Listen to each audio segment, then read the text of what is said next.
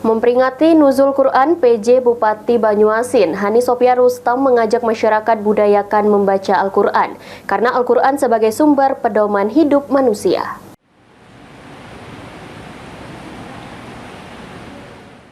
PJ Bupati Banyuasin Hani Sopia Rustam mengajak masyarakat Banyuasin untuk membudayakan membaca Al-Quran. Hal ini disampaikan saat menghadiri peringatan Nuzul Quran di Masjid Al-Amir, Komplek Perkantoran Pemkab Banyuasin.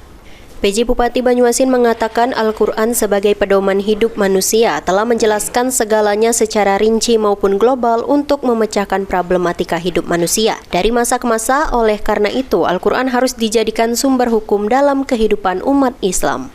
PJ Bupati Banyuasin juga mengajak masyarakat agar tidak menjadikan Al-Quran sebagai simbolita semata, tetapi harus dijadikan pedoman hidup dan kurikulum yang mampu menjangkau masa silam dan masa depan. PJ Bupati Banyuasin berharap mudah-mudahan dengan memaknai Al-Quran untuk kehidupan kita sehari-hari, kita menjadi manusia yang bertakwa dan memanfaatkan kehidupan dengan sebaik-baiknya.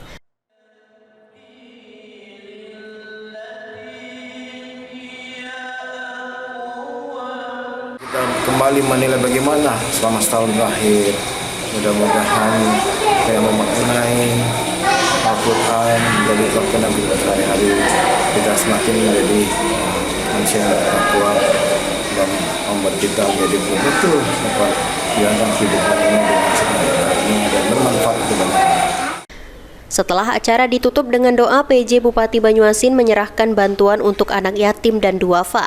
Acara Nuzul Quran ini dihadiri Sekda Banyuasin Erwin Ibrahim, Kapolres Banyuasin, Kajari Banyuasin, Dandim 0430 Banyuasin, Kabakesra Banyuasin Sashadi Mandralibi, Kepala OPD dan masyarakat.